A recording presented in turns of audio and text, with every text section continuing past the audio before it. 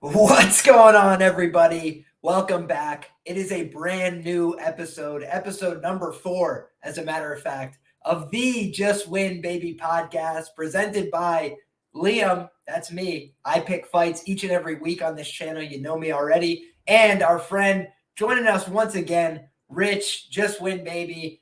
We've been on an incredible winning streak, brother. Happy to do it once again.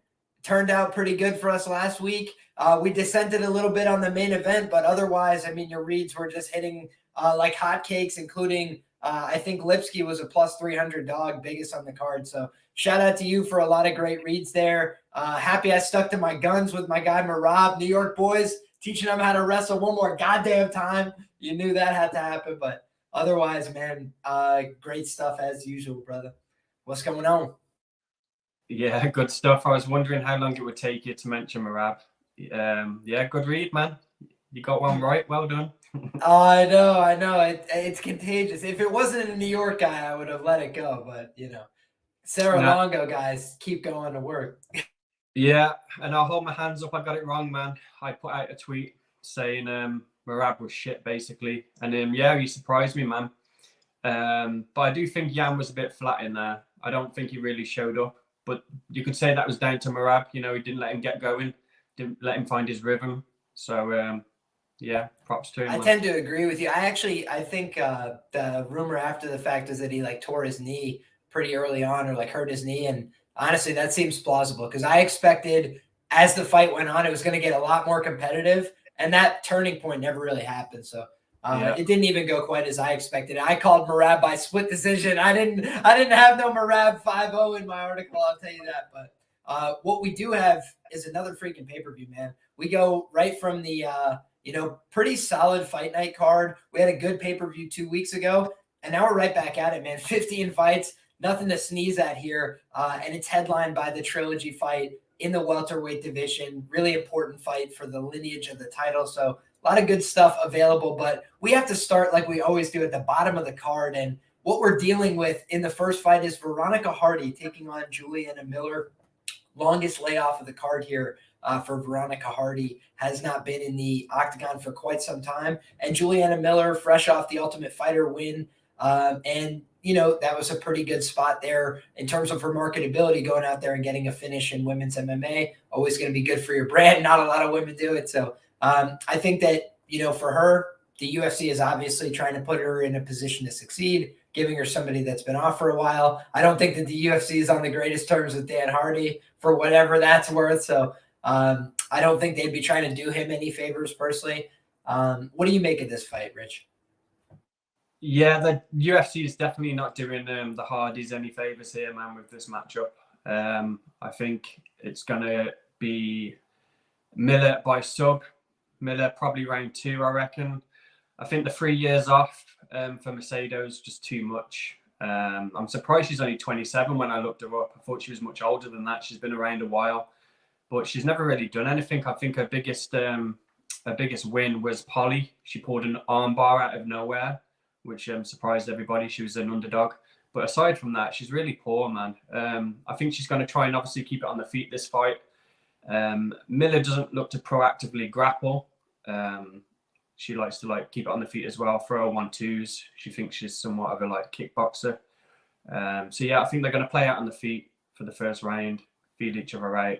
Maybe Miller gets it down near the end, but I think round 2, just the beginning of the end, the 3 years off a catch up with her. She starts to fade in every fight anyway, Veronica. So yeah, round 2, round 3, I think they're good prop looks, man.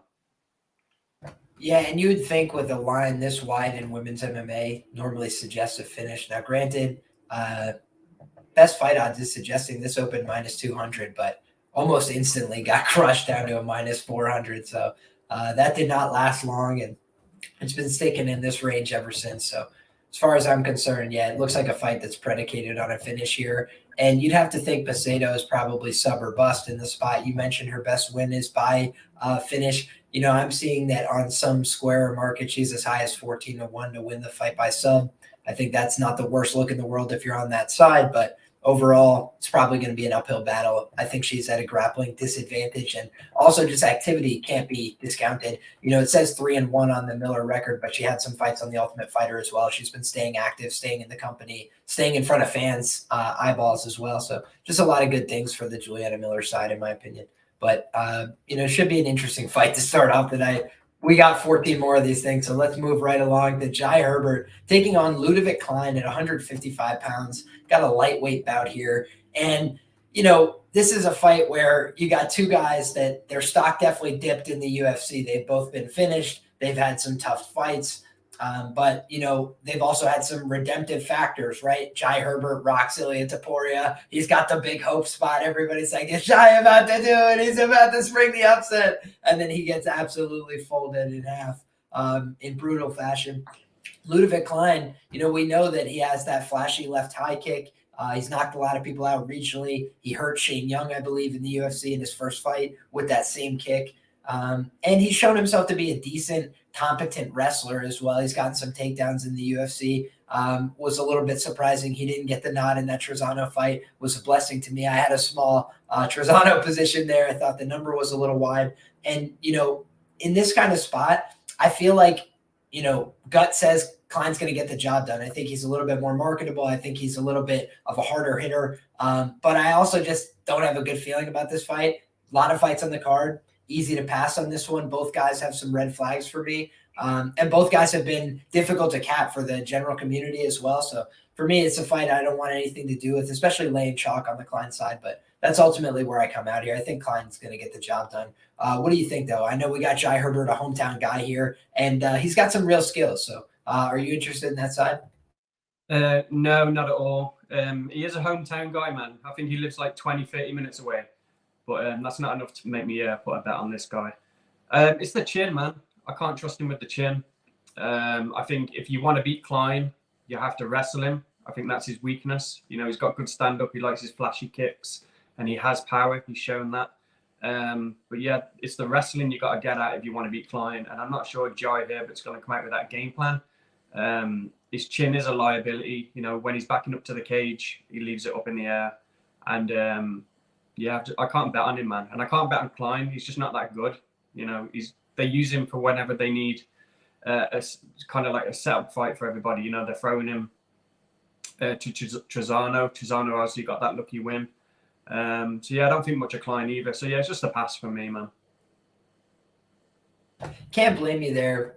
Two of the lower, rated lightweights in this division right now. More of a prove-it spot. For me, the biggest advantage for Klein is he's just a much younger fighter. I think he's absorbed a lot less damage over the course of his career. And so for me, that freshness advantage is ultimately baked into the line here. So probably no real edge, but I do think he's a deserved favorite for those reasons. Yeah. He also has more fights. Yeah. Yeah, no, he's got good footwork as well, Klein, I forgot to mention. He's got really impressive footwork. And I think that'll give Herbert trouble. So yeah, I think you're probably right. Klein's probably the side. I think he's more confident too. I just expect that if round one is starting, I think Klein is more likely to come out and just try and enforce his offense. Whereas I've seen Herbert, take a little bit more of the backseat lately because he's been getting brutally knocked out in fights he's winning, with some degree of frequency. So it's a pretty tough way to be. And I did cash in hugely when he was fighting Kama Worthy because I was like, he's got a little bit of a better chin than Kama. So that was a good spot. But, otherwise, I feel like Jai's a pretty tough guy to bet on, especially you're not getting like a 2-1, a decent number to invest in. I would probably pass on the fight.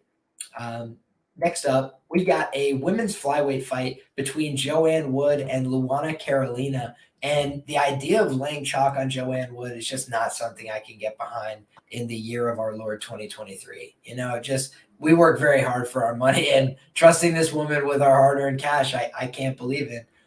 It's not to say she won't win the fight. Luana Carolina is not very good. She's been brought in as a setup fight before in this market. However, I think that she's got some of the intangibles on her side here as well. She's the much younger fighter. She's pretty big. I don't think she's going to be easily muscled around here by Joanne Wood.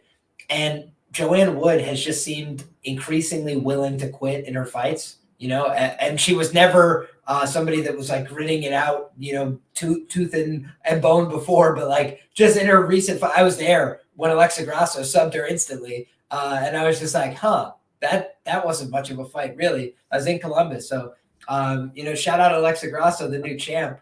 Put some respect on her name, everybody that was calling us out before. But I'm saying, for me, Joanne Wood, it's a sell spot for me. I can't get behind it at chalk. And it's a dog or pass situation, but not a very inspiring dog in Luana Carolina. So again, when we've got 15 fights on the offering, I don't feel compelled to bet on every one of them. And when my dog option is like a plus 140 or whatever it is, I'll check the current market. Plus 160 best available on Luana Carolina. I mean, it's not really enough for me to get excited, but if it's plus 200, I probably just have to take a play on principle. What do you think? Yeah, I don't know what happened to Wood, to be honest. She used to be half decent. She was a good competitor, man. She beat Andrea Lee, Jessica I. Those are some good names. But then she just fell off the wagon. And I think it was Syndicate, man. She got married to John Wood. And, she's training with the likes of Ramona Pascal. And that's not probably doing her any favors. And it just looks like, I'm always looking to fade them fighters at Syndicate. It just looks like one big party over there when you check out their Instagram. So, yeah, I think that's part of it. I don't know what Wood's motivation is anymore. She's 37. And like you say, minus 180, probably not the safest bet in this position. Carolina, she has showed that she can lay on people. She's big for the weight class. She hasn't got the best hands, but her grappling is half decent. I don't think if she did get Wood down that she could sub her in this spot. I don't think she's got the athleticism to do that. But, yeah, I think Carolina definitely could win the decision. So be careful, man. Yeah, and just looking at it again, talking about the anthropomorphic advantages, a 5-inch reach advantage, 8 years younger, at plus 140, plus 150 in WMMA. I mean, how many times have we seen that go sideways? Especially when we're not talking about 9 years and it's 21 and 30. We're talking about 9 years and one woman is 29, arguably prime of her career, and then the other woman is 37. And she's 1-4 in her last 5 fights and has looked visibly worse each time out. So for me, that's something that's so hard to invest in at chalk on the principle. But next up, we've got another hometown fighter, Jake Hadley, going to be taking on Malcolm the Goat Gordon. I'm kidding, of course, but guys, I cashed in on Malcolm Gordon when everybody was fading this guy against Denise Bondard. I felt like the smartest guy in the room because I was just like, who has Denise Bondard beat? He had really only fought guys on his local regional scene, and not one of them looked like an athlete at all. And I was like, Malcolm Gordon, for all of his flaws on the feet, he's not an incompetent grappler. And we saw that again in the Mokaev fight, where Mokaev went out there and tried to enforce just a grappling-heavy game plan. And he put himself in some sticky situations, had some awkward reversals there. And we'll talk about Mokaev later. But just in the sense that Malcolm Gordon is a competent grappler. He's not a complete buffoon. He has wins by submission off of his back, by taking the back of others. He has some good skills, but he's extremely fragile on the feet. That's the real problem. And so for me, I feel like Hadley is very live to win this fight by knockout. However, have we seen Hadley kind of get stuck in grappling heavy exchanges and ego battles a little bit? Yes. And I think he's a better grappler, probably skill for skill, than Malcolm Gordon, but he's put himself in the bottom position before, looking for subs, looking for attacks. I think Malcolm Gordon's probably competent enough to defend some of those. So that would be my only concern here on the Hadley side. It's just if he's too willing to grapple with Malcolm, because that's where Malcolm's actually pretty talented himself. He's a black belt and he's not a slouch on the ground. But I think the one thing that gets overlooked is when Malcolm got submitted by Amir Albazi, he was rocked because he gets hurt very easily on the feet. So Amir threw like a 5-piece combination, hurt him, and then they went to the ground and he instantly submitted him. But I don't think that's a discredit of Malcolm's jiu-jitsu. I just think that that's Malcolm, it's the old expression, you get hit once and you're a brown belt. So I think that for Malcolm, he was probably a white belt in that situation. He was on Dream Street a little bit.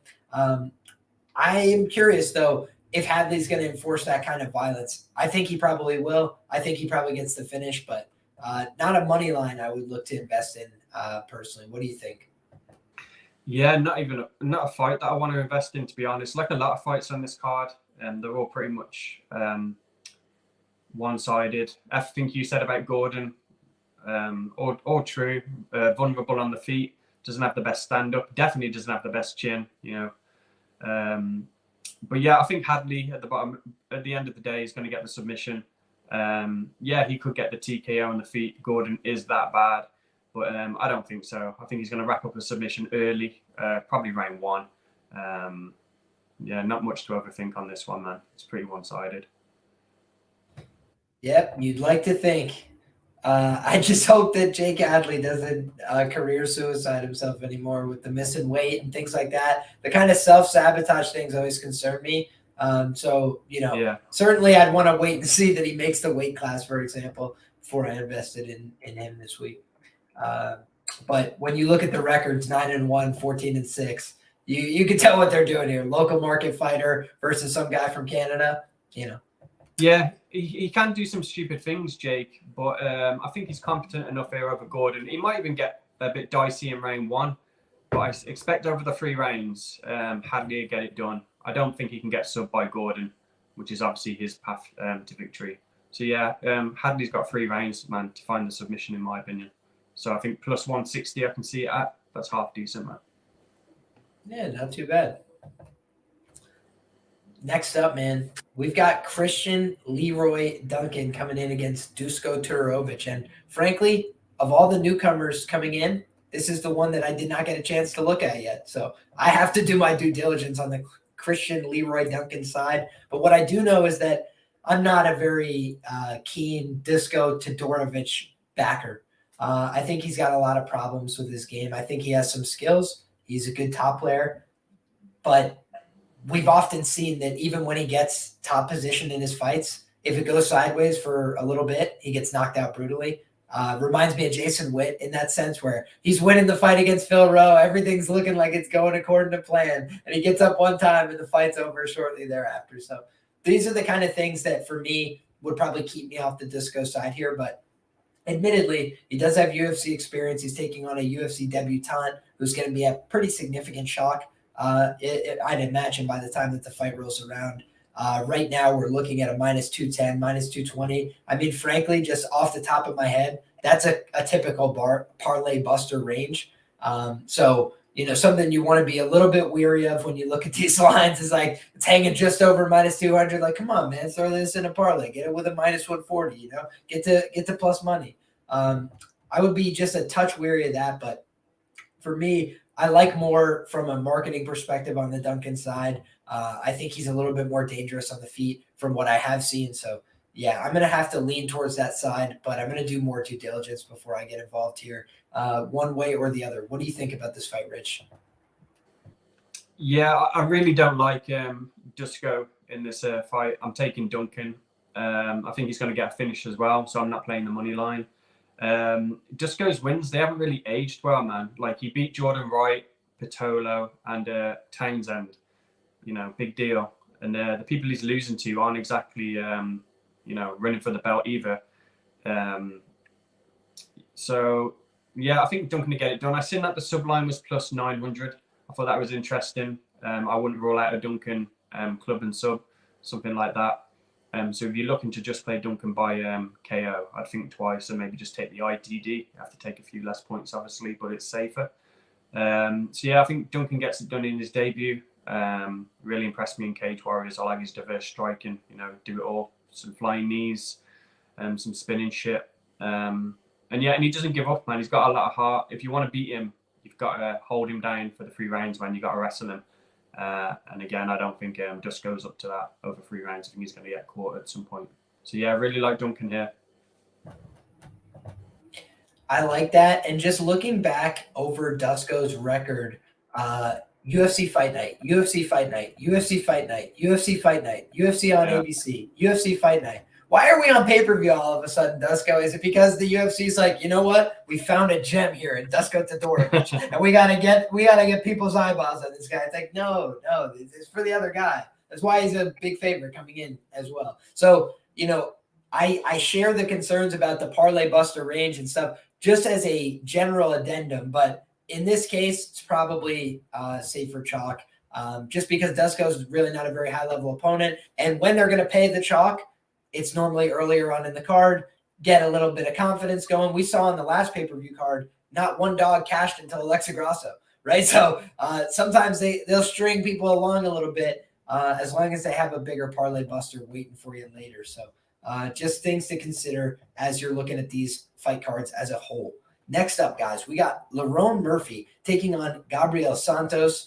And, you know, a lot of people are high on Gabriel Santos this week, and I can't even push back because he does a lot of things that you like to see. He's aggressive. You know, he has skills in all positions. He's competent on the feet, and he's very aggressive on the ground. He's looking for submissions at all times. He's looking to pop out on people's backs. But I did have some minor concerns about the fact that he was kind of like losing balance frequently in some of these fights. Elvis Brener is just like pushing him off his feet multiple times in the first round. I was like, what is happening here? Because Leroy Murphy, say anything you want about his MMA skills. I mean, the guy is strong as shit. So he is going to absolutely move, you know, this guy around, in my opinion. However, I think that Santos is dangerous if he's underneath in this fight. I think that he's also, you know, pretty dangerous down the stretch. I think that he could fight for the full 15 minutes here if he needs to. It is a short notice bout, though, so gives me some cause for concern as well. You have a guy who's pretty credentialed in the UFC in Leroy Murphy. But again, it kind of tells you something with the line. How often do you see somebody come in who's short notice guy, who is making a UFC debut, who's fighting a tough guy with a good record, and yet he's the guy who's, you know, plus 140 and minus 180 on the other side? It's like, that's a pretty close line for this situation. Normally, the short notice guy from LFA is plus 350, right? And I think that tells me something here about how live this guy could be. But I haven't gotten involved yet. I want to see this guy make weight again. Short notice fight. These are the kind of things that can sour a bet down the line, can take a line that had, I'm going to get closing line value, and then the guy misses weight and the line shoots the other direction. I'm willing to pay for the information here and wait a little bit to see this guy make weight, but I think he's a live underdog, certainly. What do you think about this one, Rich? Yeah, it's more like a fight night card than it is a pay-per-view with a lot of these like debutants, man. It's a real weird setup. But yeah, there's a lot of bums on this card, like the next two guys, Ashmoz and Filho. But I don't think Santos is a bum. Like you said, I think the line reflects that. Usually you'd see Leroy Murphy being like, you know, almost minus 300 in this position, especially with the late notice. But I like Santos. I'm not taking him here because of the short notice. I think maybe he might win the round one when he's fresh. You know, I can see him maybe getting the back and holding Murphy down for a round. But the cardio is just going to be too much, man, with the travel as well. On a big pay-per-view card, it's a big ask in your UFC debut. So yeah, I won't be taking Santos here. I think he's going to lose a decision, but I'll be looking to bet him in the future. I think he's half decent, man. I don't mind that take at all, man. And, you know, coming in 10-0, it's a pretty damn good record. So I think they give some respect to that as well. When you fought some pretty quality fighters and you still have that undefeated record, it's not a bad look, man. So I think that Santos is certainly going to win some UFC fights. Does it start on Saturday? We'll find out, but I certainly think he's live. I will not be betting the other side. I can tell you that for sure. Next up, we've got Muhammad Mokaev taking on Jafel Filho. And I just want to say, guys, if you haven't already, drop a like on this video. Get subscribed to the damn channel. We're doing this each and every week, and we've been cashing a lot of tickets. So show some love. That's free support. That's free love, and we appreciate it each and every time. But with that being said, we've got the undefeated Mokaev back in the octagon again against somebody with twice the fights in Jafel Filho. But again, it's a tailor-made matchup in a sense where, you know, Jafel Filho is very content to grapple. He's very content to go out there and have a wrestling match and a grappling match and see who's better in these positions. And that's where Mokaev has been thriving, you know.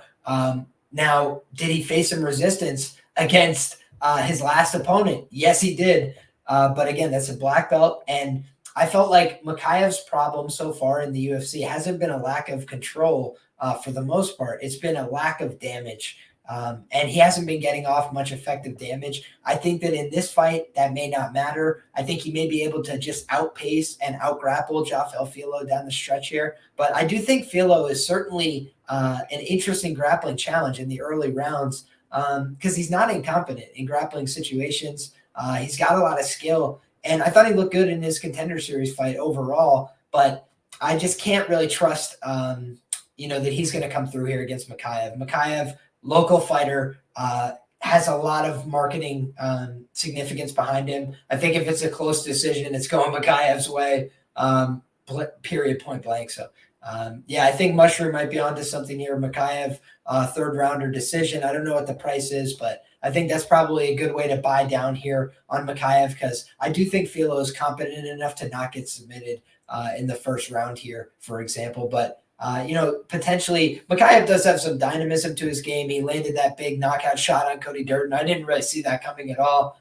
So, I don't want to discount that he has some dynamism that is present in the early rounds, but I think more often than not, he's going to have to drag this fight down the stretch as he has with his other UFC bets. What do you think, Rich?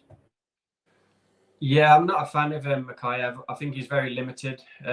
We see the same thing in Paddy Pimblett, limited. They're good grapplers, got good cardio. I think if I'm betting this fight, I'm taking Mokaev. Like you say, Filho might be good for a round, but I think at some point, even though Mokaev, we've seen him in fights with Gordon, it took him a round or two to get him out of there. I think he probably will sub Filho, and I'll be looking at round 2 or round 3, I think, see what the prop odds are for those. But yeah, he can't really hit you on the feet, Mokaev. It's not what he's about. He just wants the takedowns and the sub. Obviously, he's good at it. But I don't know. I think when he comes up against somebody half decent, not this guy, Filho, I think he's going to find himself in trouble. Kind of like we did with Paddy Pimblett, thought somebody with similar skill set in Jared Gooden, and he loses the fight. Well, he wins it, but we all know he lost the fight. Anyway, Mokaev, submission, round 2 or 3. Not so bad. And my guy Mushroom saying that the third rounder decision is plus 110. I don't hate that look at all, man. Good way to buy down, especially at plus money. Yeah. Good look. Next up, we've got a 155-pound fight between Sam Patterson and Yanel Ashmoz. And, oh boy, I was watching some tape on Yanel Ashmoz, and guys, I got to tell you the truth as I see it, I wasn't all that impressed. I saw a lot of people betting on him this week, so I thought we were going to see I thought I was going to see something different. I saw this guy getting his back taken regionally by some guys that I didn't really rate and putting himself in some pretty compromised positions. I think a better grappler can make you pay there. I think Sam Patterson might be able to make him pay just with his size alone. If you offer somebody with real length a position like that, they can be tricky about how they attack you and try and weave in their legs. And those are some concerns for me. Do I think he has some grappling skill? Did he show some patience? Did he show some resolve in those fights? Yes, he did. And he worked through good positions. When he's on offense in the grappling, he looks fine. I believe he's a BJJ black belt, so he looks pretty competent when he's attacking, but just saw some things defensively that I think are big liabilities. And I think that, again, local market fighter, both these guys are UFC debutants, but one of them been brought through the feeder system. And I think that Sam Patterson is the right side this weekend, but some other guys feel differently. So what do you think? I think they both suck bad, but one sucks more than the other. I'll be fading Ashmoz. I don't like him. I think Patterson's going to win. Like you said, I like his choke setups, man. Got a good dorse on him, guillotine. Obviously, he's got them long limbs. That helps. Yeah, like you said about Ashmoz, man. I've seen him on the regionals, getting his back taken, being in very bad positions that someone like Sam can take advantage of. Sam's better on the feet. A few things I don't like about Sam, though. He leaves his chin up in the air. He's not very good with his range. For a big, lengthy guy like that, he needs to be keeping his range, but he's not very good at it. He kind of wades in a little bit with his chin exposed, kind of like Chris Duncan does on the next fight. He's not moving his head off the center line or anything like that. But yeah, Ashmoz, he's got a puncher's chance, but I think the most likely outcome is Peterson's going to finish him after round 1. He kind of takes what you give him, Peterson. He doesn't really press the action. So it'd be on Ashmoz to do that. And from the fights I've seen, he will do that. He will try and grapple.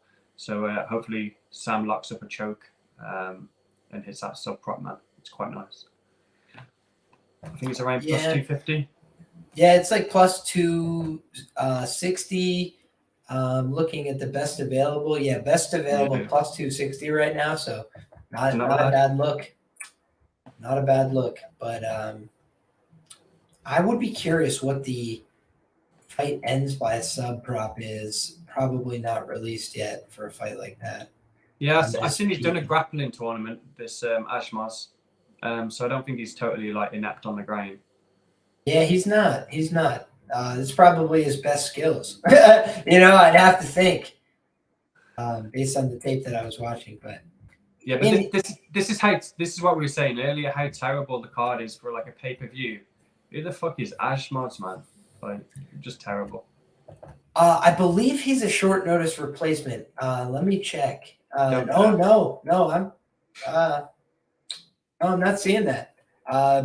Apparently, the only canceled bouts here, according to Tapology, are Nathaniel Wood, Lerone Murphy, which would have been a banger. And I think they did a good job, actually, matchmaking, like we talked about. Live underdog, pretty compelling matchmaking there. Gunnar Nelson was supposed to fight Daniel Rodriguez. That's a brutal loss. That was a great fight. On paper, probably a lot more competitive as well. I think Chris Duncan. What's that? I bet the UFC's been scouting Ashmoz for years then, looking to open an event in the Middle East, having headline. You think so? I don't know, man. I don't know if they're trying to build around him. What's interesting, though, is this next fight, man. We've got Chris Duncan taking on Omar Morales, and Omar Morales has a pretty big social following. He's been up and down in the UFC. We got a couple fighters on this UFC card who are a little bit older, and there are also like 500 fighters in the UFC. When you look at Omar Morales, I believe he's literally like 3-3, and he hasn't really shown me a lot. The guys that he's beaten aren't very high level. The thing is, he has some competencies. He can kickbox.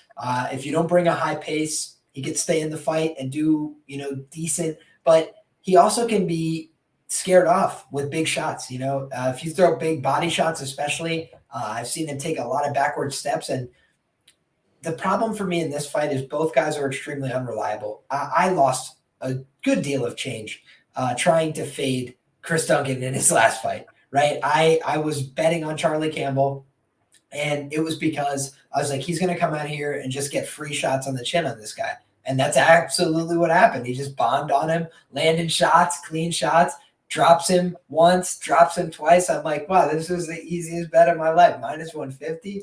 Thank you so very much. And then all of a sudden he throws one right hand and my guy dies. And I was like, all right, fair play to Chris Duncan. So he's clearly got a lot of power. And the thing that ultimately concerns me here is, number one, local market fighter.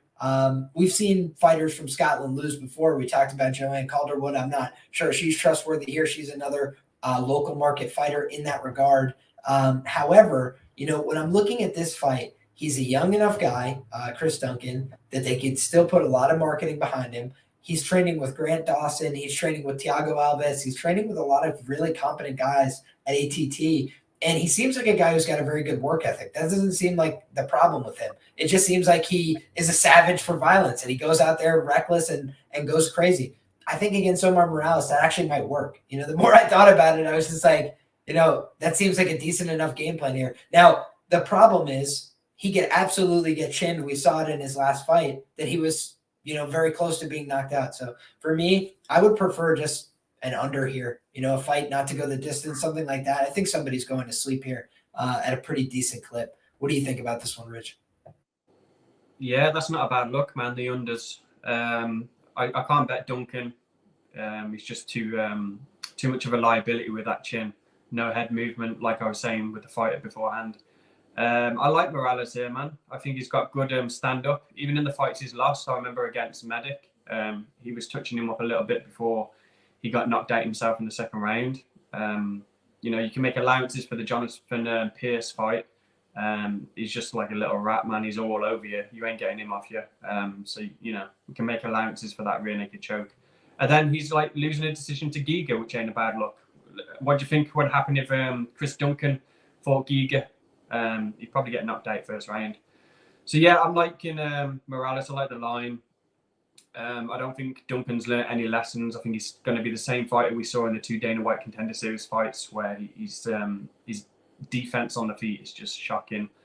So I expect him to get knocked out in round 1 here. But I might look at the ITD line. I haven't bet it yet, just in case it's like a club or sub for Morales, because he has got a sub win on his record. Yeah, Morales ITD is like plus 200.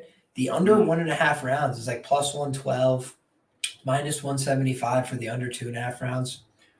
Don't really hate that. I feel like the under 2.5 rounds is pretty safe here, just because of the way these guys fight. You know, I'd be pretty surprised if both of them could make it to the finish line here. Chris Duncan was literally just sprinting forward with his chin in the air, winging hammers, and when it lands, it absolutely decimates. So, you know, all credit to him. I will be a lot more hesitant to fade him in the future. But I do think that he's a very beatable fighter. He just has high volatility that he brings to the table. So laying heavy chalk against him is difficult.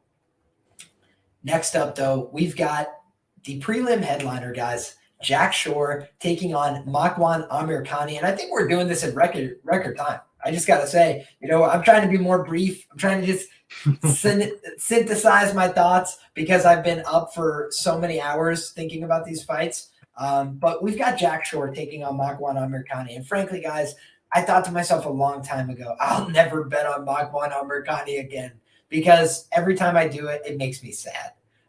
He just gasses out. He looks terrible. You know, he's got cigarette cardio. With all due respect, man, every time that I'm expecting this guy to just go out there and replicate the Edson Barboza performance, just throw a jab and move around for 15 minutes. Just do that. Can't do it, man. He just gasses out so tremendously bad that the other guy knows it's a free finish, basically. And for Jack Shore, that's what he needs because he's not a great finisher instinctually. He doesn't have that dynamic athleticism. But I do think that in this case, this is a very winnable fight for Jack. They're trying to get him back on track. They were like, hey, you know, we gave you that step up in competition. We thought, you know, maybe you go out there and have a good fight with Ricky. You got cleaned up. Let's get you back on track, young man. I think that's what this fight represents. And so would I be advocating laying minus 500 against Makwan Amirkhani? No, that's almost never a good idea because you could look foolish in the first 90 seconds. However, he will be minus 2,000 if this fight is in the 7.5 minute mark, all likelihood. So for me, those are the big problems on the Makwan side. The ABCs say always bet on cardio, and Makwan has none. Jack Shore, for all of his warts, he has great cardio relative to Makwan Amirkhani. He will absolutely have better cardio than him. And you've seen guys like Shane Burgos go out there and just know, like, if I just get through this round, this guy will have nothing left. So he's getting picked up, thrown, and then he's just standing back up. He's like, throw me again. Like, he doesn't even care because he knows that Makwan will wrestle himself into a hole that he can't get out of. So I think that Jack Shore is content to get wrestled here for the first 5 minutes and then come out and finish in the second or third round. But his finishing instincts are such that I would be almost a little hesitant to lay the ITD. I'd almost look for maybe that round 3 or decision type prop again. But yeah, I like what Mushroom is saying here about an attritional finish. That's kind of how I see it. You know, Makwan just gasses out so bad. It's not going to be about damage and stuff like that. It's just going to be about one guy doesn't want to be there no more because he's real tired. What do you think, Rich? Yeah, that's a good point made. I think that definitely could happen. You know, Makwan loses just because he's got nothing left. But to what you were saying earlier, that is a problem for Jack Shore. I know people like Burgos and Pierce like understood like what needed to be done to beat Makwan. You know, push a high pace, make the guy gas. Like, they knew this. But Jack Shore sometimes is a bit, you know, he's happy to win on points. Let's just say that. So yeah, you've got to be careful if you're playing the ITD. You could easily get burned here. But yeah, I think Shaw's the side. And Makwan is live in round 1, so you got to be careful. But yeah, it's just a pass for me. Also, Shaw's coming up in weight off his first loss as well. See how he handles that. Just a couple of too many red flags on either side, so I'll be passing. But yeah, I expect Shaw to get it done. I like it, man. Big favorite, but probably justified. Makwan just hasn't been reliable in the UFC. You know, if you've been betting on him, he's been burning you a lot. And so, you know, he's paid off a couple times, especially early on in the UFC. He was a little bit undervalued. He had the dynamic offense. When's the last time we saw Makwan have really dynamic offense on the feet? Just doesn't really happen. He's a pure wrestler, comes out, knows what he's got. He's got 6 minutes to give it to you. And then he's just going to take the L. So can't really support that. 17-8 run, getting older, looks older in his fights, and just a lot of signs that I don't like. Next up, we've got the main card, and we've got 86 people rocking with us live, so appreciate each and every one of you. If you haven't already, drop that like on the video. Let us know that you're here supporting the channel.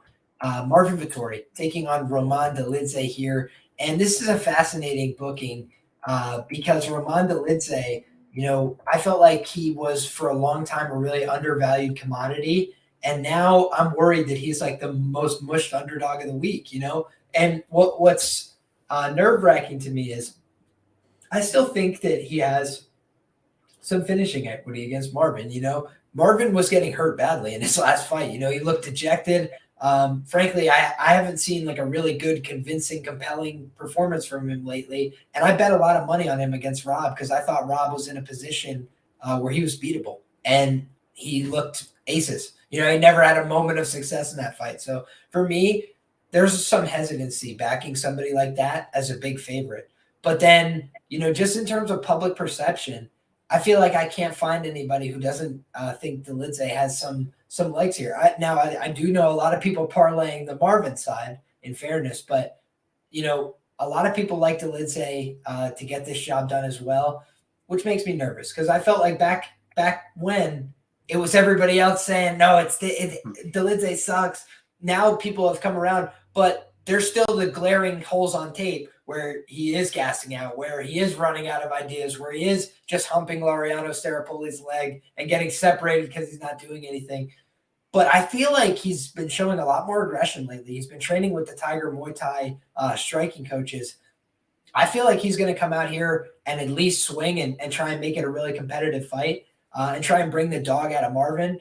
But, you know, is it possible Marvin takes him down and holds on to him? Yes. Is it possible he just pushes him into the fence and rides that out for a decision? I actually think that's probably Marvin's best path to a victory, is just push him against the fence, be annoying, hold on to him there, throw some short shots.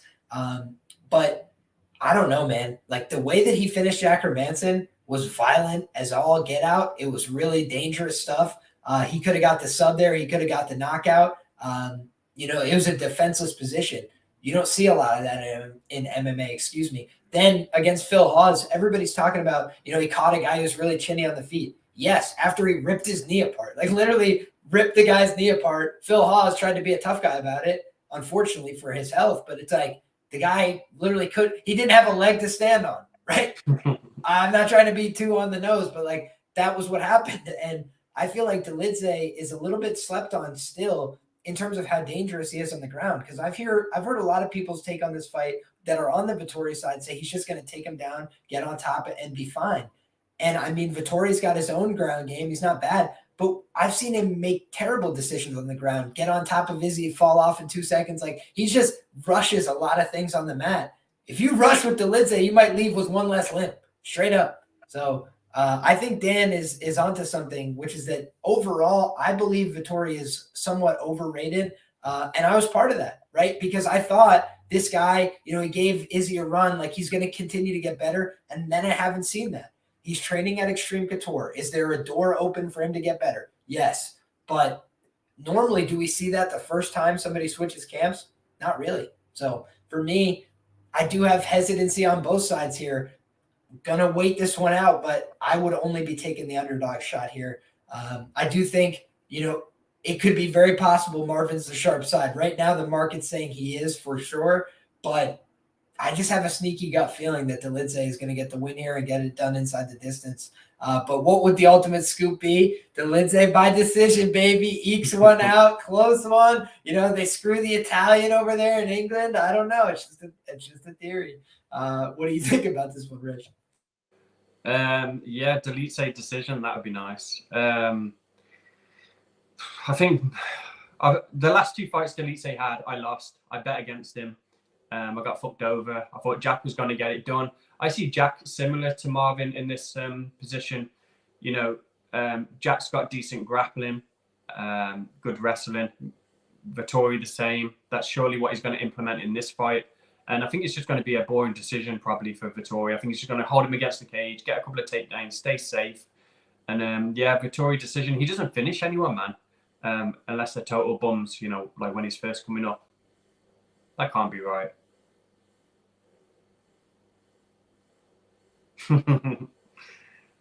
Oh, you had me going there for a second, Dan. I was like, yo, this is the freest money of all time. You bet Vettori decision and you bet on the money line on Dolidze. You can't lose.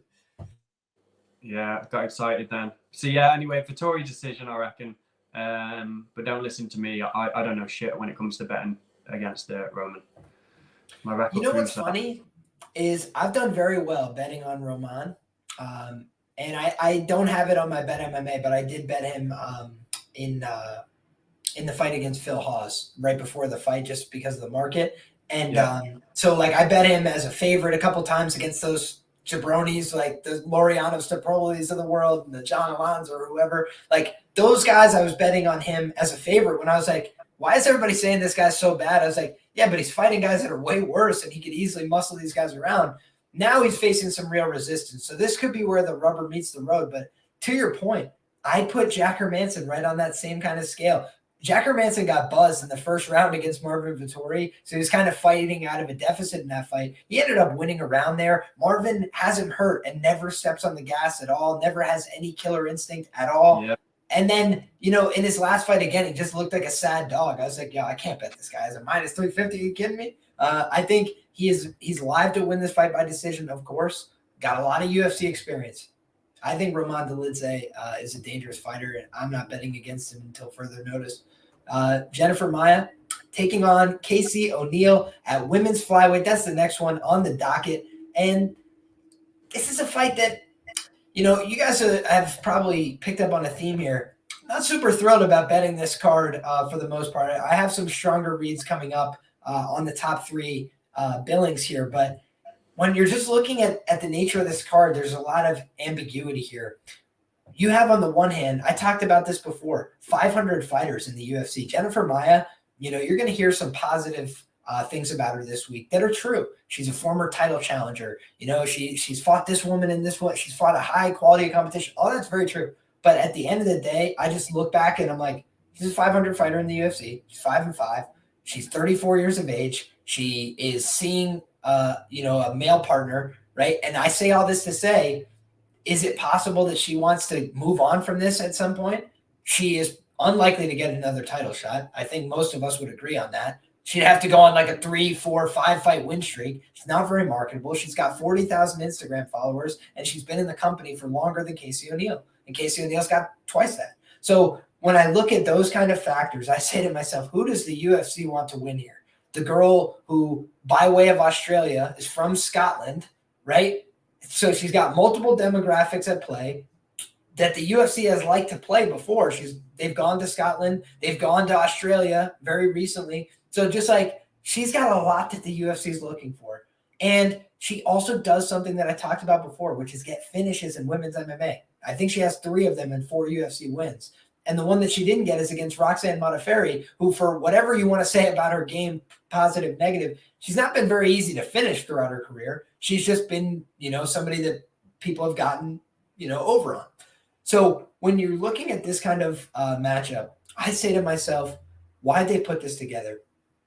I think it's a measuring stick fight. I think they want to know exactly what they have with this prospect, and they like to test people in the fire. I think that Maia has some decent boxing skills. I think she's a competent wrestler. I think she's strong physically. I don't think that she has anything that's going to stop Casey O'Neill from bringing some of her skills to bear. When I looked at Casey O'Neill and her fight against Lara Procopio, everybody is talking about, things that, I'll frankly leave on the cutting room floor. You can hear that elsewhere. A lot of people have talked about it. You go look at the replies to my tweets, right? But like when I'm just looking at this fight objectively, I say to myself, Casey O'Neill won that fight against Lara Procopio, not by being a better grappler per se, but just by being insistent on keeping an extremely high pace when she was on the bottom, when she was on the top, when she was in neutral positions. And, she took some shots to the body. She took some shots to the head. It's not like she's impervious in terms of her defense, but I did think that she showed a lot of potency offensively. And I don't know that Jennifer Maia, who's shown that she can get taken down, is somebody I want to rely on in that kind of fight where I think Casey O'Neill, if she gets top positions, she's going to try and take full advantage of it. She's going to open up with ground and pound. And I saw her get off on a ton of volume and damage on Lara Procopio. I'd start coming up with reasons why I wasn't in there either. I'd start coming up with reasons to get out of there too. She was getting her ass beat. Frankly, it was a really scary one. So for me, I think that this is a big step up in competition. I'm not interested in laying the chalk, but could I try and get cheeky and play something like a, late round prop or a submission prop for a small amount on the other side? Yeah, I would do that because I think that Maia has a lot of things that the UFC hates, which is that she can't market a fight to save her life. And on top of that, she has one finish in 10 appearances. She's 5-5 in the organization. She's 34. Do I need to say more? I don't think they want her to win this fight at all. I think that they booked this fight for her to lose. And I think a lot of people are convinced because she has a lot of fights in the UFC and she's fought some good girls and she got that takedown on Valentina. How many girls have to take down Valentina before we stop touting that as the goddamn accomplishment of the century? I mean, seriously, that's the last 3 opponents for her. Would Aaron Blanchfield not take down Valentina? Would anybody put a bet on that right now? I don't think so. So I say to myself, it's an accomplishment, but then what did she do with her top position? 0. Didn't move, didn't do it, just glued herself to the top position. That might be good enough to win a round, but I also felt like Valentina was like, all right, I'll take the check on this round. I'll come back and get the next ones. This is the only thing here. And this is why I said, not going to be betting the money line chalk here. But if Casey O'Neill looks like what I've seen from her on the tape, I think she's going to win this fight. I think she's live to do it inside the distance. Rich, I think you disagree with me, brother. Let me hear it. Yeah, I do disagree with you, man. I think it's a dog or pass situation, man. I don't think that anyone should be betting O'Neill, whether ACL surgery or not, at -170. I don't think it's warranted at all. I think her wins haven't aged well at all. Shayna Dobson, Laura Prosecco, Antonia Shevchenko, and Modafferi, who was 40 in a retirement fight. And she even found some adversity in that one. She got took down. So, yeah, I think O'Neill is an absolute bum. And the UFC might want her to win, but it's still a fight. Maia doesn't know this information. She's still going to go in there and give it her all. Yeah, O'Neill does want takedowns. She's going to try takedowns. Within the first 20 seconds, she's going to shoot for a takedown on Maia. She wants to grapple her, use the trips, get her down. And if you're betting Maia, and I am, as an underdog, you have to, in my opinion. That's the only worry, that O'Neill's going to take her down, man. But I think she can be reversed. We've seen it in that Lara fight before, whatever happened to Lara in round 3. She was having success. She won round 1. It was because of the grappling. I think that are holes in O'Neill's grappling game. And I think if Maia's on her toes, she can even implement the takedowns and dominate her. Yeah, you're right. She doesn't do much when she is on top, Maia. But I think that will be enough against somebody who's as shit as Neil. And I hope she loses. You say about marketable. She might have more Instagram followers because there's a bunch of horny men following her. But she's a dud, man. I listened to her interview this week. She's just a muppet. And Maia isn't much better either, to be honest. Like you say, she's not marketable. It's two unmarketable girls, and I think Maia gets it done, man. Plus 150 is nice. Dude, I'm telling you right now, just visualize this with me because this is what I see in my brain. Casey O'Neill gets taken down all 3 rounds and wins the Tony Ferguson decision with the elbows off the back and just relentless offense from the back as Maia's just sitting there covering her head in the top full guard. That's what I'll be pissed off if she does.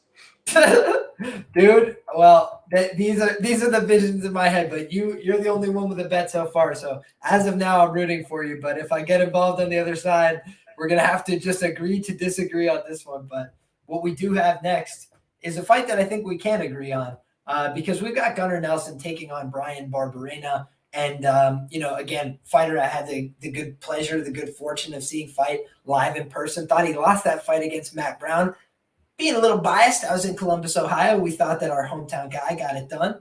No dice, no dice. So as far as I'm concerned here, Bryan Barberena, his last fight against RDA, I had that one pegged. I thought that he was going to get submitted there. RDA is somebody I've been getting right consistently. He's just a fighter I like to cap. I basically know what his limitations are. We'll talk next in the co-main event about somebody that I was pretty darn sure was going to knock him into another dimension. But then, most of the time, if RDA is able to implement his pressure, he's competitive with everybody. He basically won 2, arguably 3 rounds against Colby Covington, because he was wrestling and keeping it so competitive with him. So I think very highly of RDA, but I also think Gunnar Nelson is extremely dangerous. I think he's a talented guy on the mat. I think he's, got good control. I think he's got good positional jiu-jitsu. I think he's got good submissions. I also think he's a dog. I think that he's shown that when a fight's not going his way, he could find his way back into it. He's hurt people very badly and then gotten the finish. So a lot of people don't really credit his ability to hurt people. But he absolutely had Alan Juban on Dream Street before he submitted him in that fight. Brandon Thatch, he dropped him and then submitted him with a rear naked choke. So Gunnar Nelson's been landing big, effective single strike techniques for a long time. You see what he does on Instagram all day. He's not just grappling all day. He's throwing a lot of combinations. He plans a lot of his strikes. I believe that Conor McGregor is going to be in the building. Based on the research that I was doing, Conor McGregor suggested as much in interviews. He basically baited it. He didn't give any confirmation, but he said as much. And he said it'd be nice to go out there and support my guy Gunnar Nelson and watch him fight. All that, for me, portends positive things for Gunnar Nelson here. Being put in a position to succeed. He's a big favorite in this fight. I think deservedly so. I think that for Barberena, he's done a good job getting up against some of the lower level fighters that he faced, but he just showed in his last fight, he was getting up against RDA, but in order to do so, he was putting himself in vulnerable, bad situations. I think if you do that against Gunnar, you can get submitted easily. But I also think if he gets taken down in the early going here, we could see him mounted and finished with elbows. Like Gunnar Nelson has very good ground and pound. He's a dangerous fighter on top. So I think Gunnar Nelson's the side here. I think he wins the fight. What do you think? Yeah, when I first looked at it, I was wary of playing Gunnar by submission. That was the obvious pick here. Just because that's his path to victory. We know Gunnar wants to take people down, use that jiu-jitsu, the pressure on top. And Bryan obviously got subbed by RDA in his last fight, so it's MMA maths, isn't it? But yeah, like you said, after looking at it more, I think Gunnar is live to get the TKO from Mount. I'm not sure about on the feet, but I do think he's going to have wrestling success. I think he's going to get his takedown on Bryan, who's took this on short notice. But yeah, I'd prefer to see what them TKO props are like for like a round 1 or 2. Drop some elbows, maybe cut him open. Because I think once he is down, Bryan, he's going to find it hard to get back up. His takedown defense isn't good, and that's why I bet RDA by sub against him.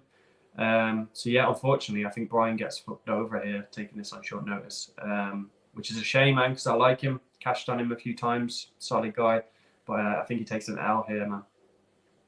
Yeah, and he's got pretty decent cardio, so I would think that if you're looking to play the Barberena side, you're thinking, maybe he gets this done late with a flurry, maybe he storms back on Gunnar, maybe Gunnar, like Dan was talking about with some of that inactivity, that could bite him later in the fight if he doesn't get the finish early on. But I tend to agree with you, man. I think that it's probably an early finish situation for Gunnar Nelson. I think he's the highlight side. I think he's the A side here. And I think that this is just another way for the UFC to pay Barberena and then say, hey, we'll come back. We'll do another fight that's more reasonable. They've been giving him a lot of aging legends. And frankly, this is a fight that's at virtual age parity.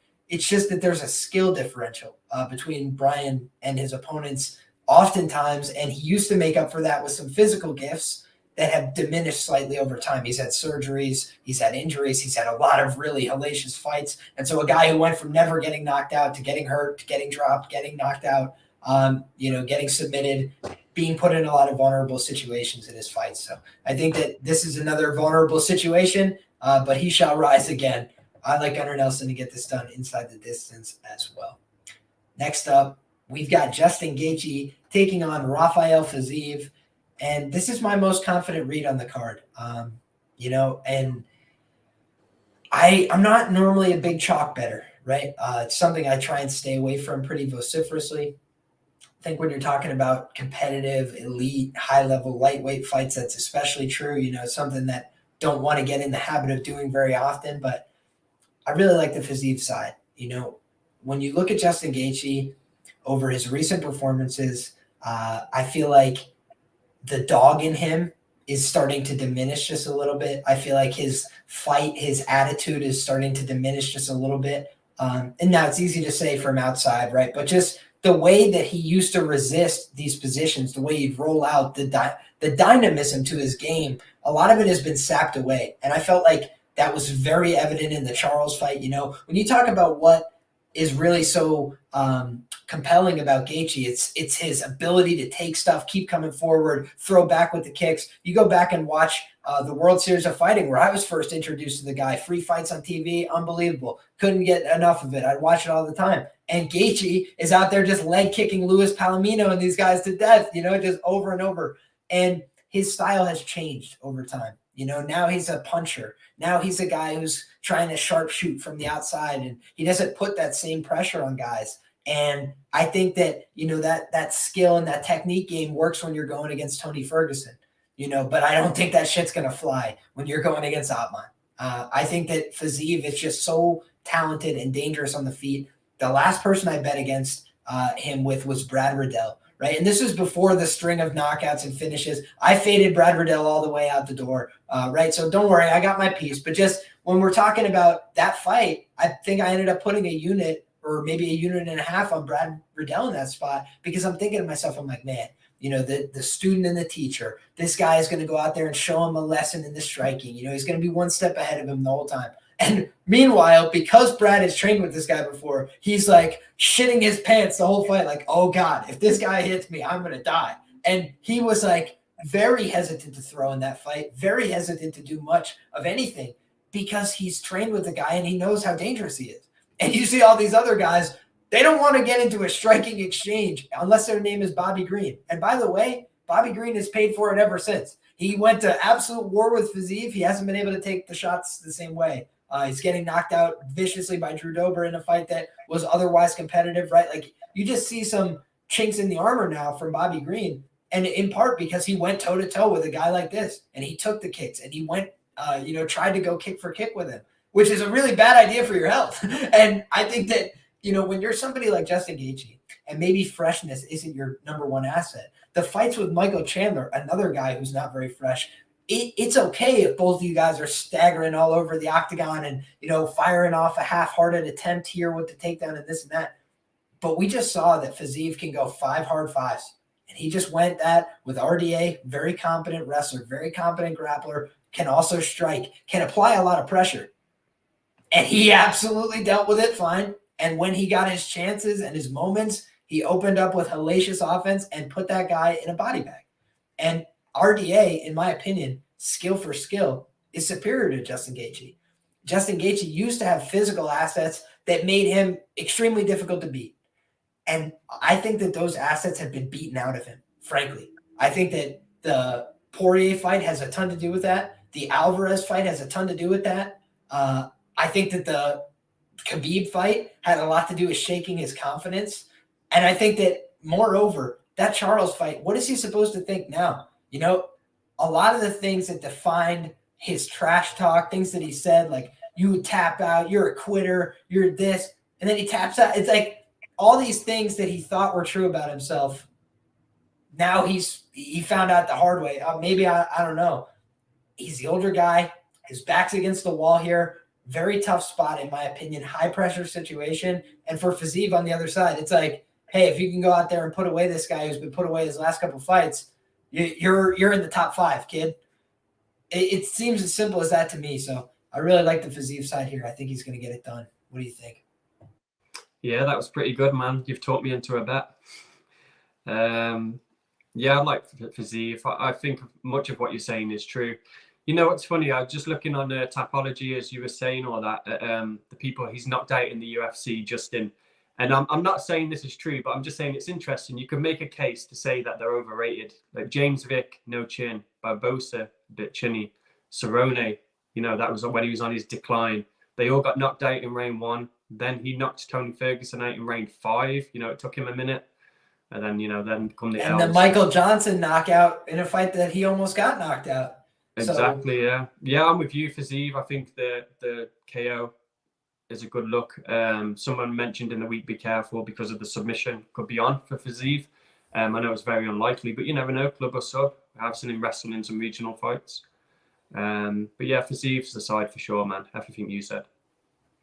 I love it. I love it. Hey, guys, we got 100 people rocking with us live as we're about to break down this main event of the evening. And I got to say, one of the most profitable fights for me ever was Leon Edwards, his last fight out against Kamaru Usman. I was all in on the dog. I had Leon money line. I had Leon ITD. And I was doing a jig when that result came through for us. It was absolutely unbelievable. Whew, some of those moments that make you really love and enjoy what we do here, all the work that we put in. And so this is, for me, actually a trickier fight to bet than the last one. The reason being is the last time out, I felt like you couldn't find head nor tails, people picking the Leon side. And now that's changed, right? I think that there's certainly some amount of the public perception that Leon Edwards has his number, he's going to knock him out again. These kind of things. That makes me minorly concerned. I love the feeling when there's 0 people on the side with you. But it does feel like it's become a little bit more crowded on the side. Now, that being said, I am seeing a lot of the same things I saw last time, which is a lot of people talking about Kamaru Usman is safe to parlay. A lot of people talking about how Kamaru Usman is whatever the live odds were at the end of the last fight, which I don't think is a great way to think about it, frankly. Because every fight is new, right? So let's take the new context of the fight. The last fight, right, whatever the line was, people are saying it was off because it was different towards the end. In-game markets, much different thing to price. But let's just think about the fact that before that fight, Kamaru Usman's on a huge win streak, including a bunch of finishes, a bunch of impressive ones at that. He's got a win over Leon Edwards. Series is 1-0, right? You start taking a bunch of these contextual factors, and then you look at the line, you're like, all right, fair enough, like whatever. But then we come out of that, and now he is on a 1-fight losing streak.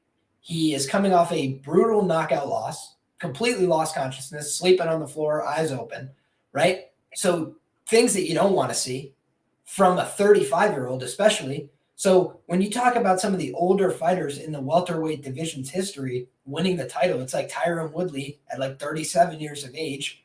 And it would be Usman if he's winning it again here. It's like that's pretty long into somebody's career. Take on top of that, he had a whole career in combat called wrestling prior to doing this. So for me, there's a lot of things that say, why would Kamaru Usman be a bigger favorite in this fight, knowing what we know now, which is that Leon can separate this guy from consciousness. Leon can theoretically take him down, right? He took him down, took him into the mount, took his back. He had good positions in that fight, took Kamaru by surprise. So for me, you've seen that Leon has constantly developed his game. When he was first in the UFC, he didn't have those skills. So he got audited a little bit by Kamaru Usman there. That was his last loss. Learned from it, started to adapt his game, and showed that his skills had improved from one fight to the next. I think from a confidence standpoint, you'd have to think it benefits Leon Edwards. He's coming in now with the knowledge I could beat this guy, as opposed to last time he's thinking I can't beat this guy. I tried last time, I couldn't do it. Now I'm having a hard time doing it tonight, right? Now he has the confidence I can beat this guy. I have the skills to do it. So for me, a lot of things point me to the Leon Edwards side of the equation. Once again, he's an underdog. I think a lot of people are going to be very confident on the Usman side here. But the reason that I faded him the first time is that when somebody gets to a certain peak, the only way they can go is down. And this guy has done remarkable things in the division. 15-1, I believe, off the top of my head, as a UFC favorite for 30+% ROI. So do I understand why people want to go back to the window with this guy? Absolutely, yes, I do. But for me, you have the added context that this is in the guy's backyard. We've seen some close fights, some narrow decisions go the way of the British fighter before. Shout out Michael Bisping against Anderson Silva. But a couple of these fights that are within the margin, right? They find a way, and the crowd noise has something to do with that. So I just think this is going to be deafening for Leon Edwards. I think he's going to get bolstered by that, and I have a feeling he's going to win this. So Gut says Leon Edwards, don't feel as great about it as last time. Maybe not going to go quite as big, but I'm going to wait and see what happens to the market here, because if the number starts to run away again, that will tell me that people are throwing this in parlays like it already happened, like they did last time. And if that's the case, well, then I'm going to have to get on the Leon Edwards side. But I'm going to wait and see a little bit, because I frankly got, $1 better price last time out. So do I want to take the same risk at, $1 worse price this time out? That's a real open question for me, and something I've been wrestling with all week. What do you think, Reg? Yeah, fuck that. Fuck waiting. I'll bet it now. I want Leon. Market's good enough for me. I like the price I got. I bet him the first time round. We both did, man. Fucking, I remember when that was going on, we was chatting about it all week. Couldn't wait for it. It didn't kind of go exactly how I planned, but Leon got it done nevertheless. Yeah, I don't know how people are betting Usman here. Like you said, all the things that have changed now. This isn't in Salt Lake City with elevation, so that's not going to compromise Leon. Leon's confidence is at home. Usman's got to do the traveling, 34, bad knees, etc. Like, how can you lay the chalk on Usman now? He's one loss away, whether it might be this one or the next one. He is definitely one loss away from retiring and going to make fucking Black Panther 5. He's on his way out, man. We've seen it with Woodley. Once you've been champ and you get comfortable, you start doing the music, the films, the rest of it, all the outside stuff. We see that with Usman, flashy as fuck with his stupid outfits. Listening to his interview this week was hard, man. Just talking about himself in the third person and he's trying to cut a promo the whole time. It was so cringe, man. Like, I put a tweet out saying he's the worst champ ever. And I know it's a hateful thing to say, but it's exactly how I feel about him, man. I feel Leon's a good representative for the UK. It's good for the market of the UFC. So, yeah. I wouldn't be too fancy trying to play the ITD for Edwards. The money line's good enough, man. This could definitely go to decision, even for Leon. I know it's more likely for Usman if it goes to decision because of the takedowns. But that's why I partly bet Leon in the last fight. Leon in the last fight is because he improved his takedown defense, man. He's shown that against Usman, like you were saying in the first round, took his back, man. Had the body triangle and could have got a rear naked choke. If I had to think how that fight was going to finish, if Leon could win, I would have said decision or the submission. I wouldn't have thought he could have head kick KO'd him. So yeah, same again for this fight. I think if Leon wins, a sneaky submission or a decision, because it's massive odds. I've took the submission. It's something like plus 2,000, something crazy, man. 20-1. Yep, and as you know, I did the same shit. I think that Leon Edwards, what I think maybe people aren't talking about this fight. I want to make one point very clear.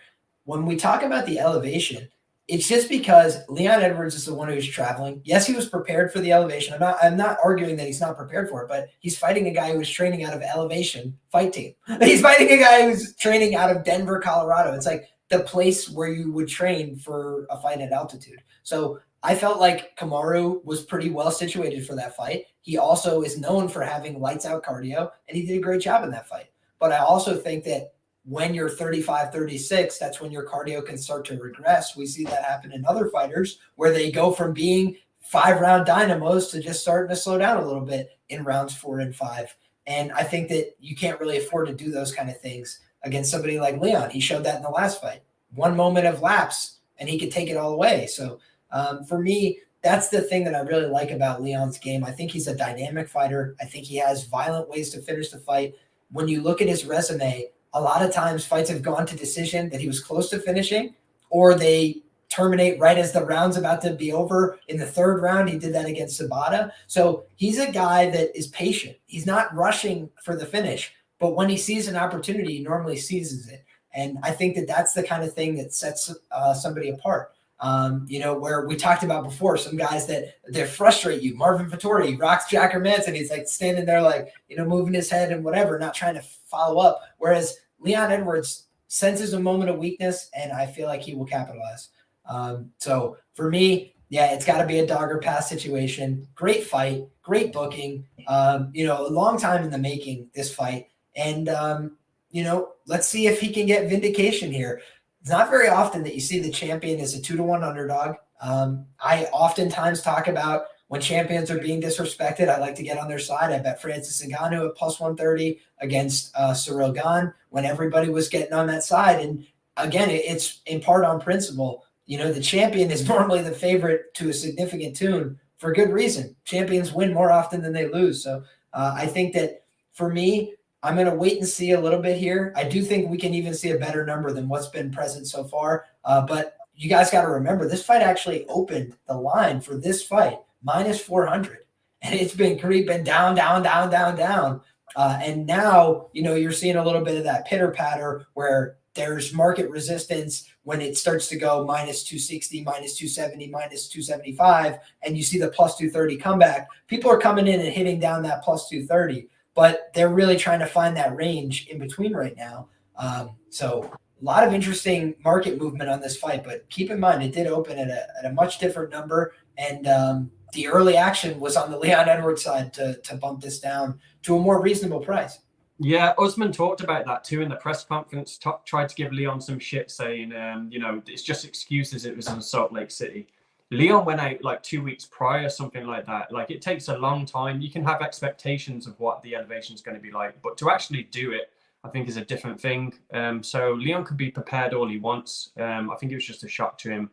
And, he would just had an off night. And like he said, on his off night, he still won by fucking KO. So fuck you, Usman. 5 rounds to make a dream become a reality. Bro, let's go, Leon. When Leon knocked him out, that's the single bestest moment in MMA in my whole life, from the whole time I've been watching this, since Nick Diaz and fucking BJ Penn. It was amazing, man. I'm just so depressed. Like, fucking, this is shit. The card's shit. It's about to end. You got 2 minutes left, and then fucking bang. Fuck off, man. It was amazing. Unbelievable. Rocky Edwards, he shipped it for the boys last time. Can he do it one more time? We will find out Saturday night. It will be decided at 170 pounds. Guys, if you've made it this long in, I'll drop one last gem for the 112 people that are still rocking with us live. The last 6 main events in London have all ended inside the distance. So just one trend to watch there. A lot of these fights in London have just been ending inside the distance at a very high clip, oftentimes in the first round as well. You look at some of these heavyweight affairs, certainly. But when you just look at the long history of the UFC doing fights in London, if it ain't Michael Bisping, more often than not, that shit's ending in ITD. So I would be expecting some violence here in the cage out in London. The only other fight that went to decision was a lightweight affair, 3-round main event between Diego Sanchez and Joe Daddy Stevenson. So there's some insight for the people that stuck it all the way out to the end. Now, guys, want to give my man, Rich, an opportunity to say where you can find more of his great work that he's doing. Yeah, first off, I'll give you a best bet and best prop, man. Best money line, Jennifer Maia, like her as the dog. And if I had to give a best prop out, I'd go for Miller ITD to be safe, but likely a sub. And yeah, check me out on Twitter and the Patreon and the rest of that in the bio, whatever. Love it. Love it. If I had to give a best money line, I would go with Fiziev. And if I had to give a best prop, that's a lot more tricky, but I will go with the under 2.5 rounds for the Omar Morales fight. So going a little bit chalky there for you. I actually think the under 1.5 is going to cash there as well for whatever it's worth. So if you want the plus money, you want to get a little more risky, go for the under 1.5, but I think the under 2.5 minus 175, I really like that spot. So if you're a parlay boy, you put those two together, I think it's going to cash for you. I truly hope the best for you guys. So whether you're riding with the plays, whether you're riding with our analysis, or you're learning something from the show and doing it your own way, either way, appreciate you guys for watching. Make sure you drop a subscription down below. Make sure you like this video, show some love and support because we're here giving free information, trying to help you succeed, put you in a better position. And make sure you guys support us on social media at Liam Picks Fights, dropping information each and every week before these fight cards go down. And my guy, Just Win, baby. That's just with 2 T's. Don't you forget that. So guys, make sure you come back next week. We're going to have all the same fun again. Can we make it 6 events in a row? Find out next time on the Just Win Baby podcast, episode 5, and get subscribed if you ain't already. God bless everybody. Have a good night. We'll see you next time.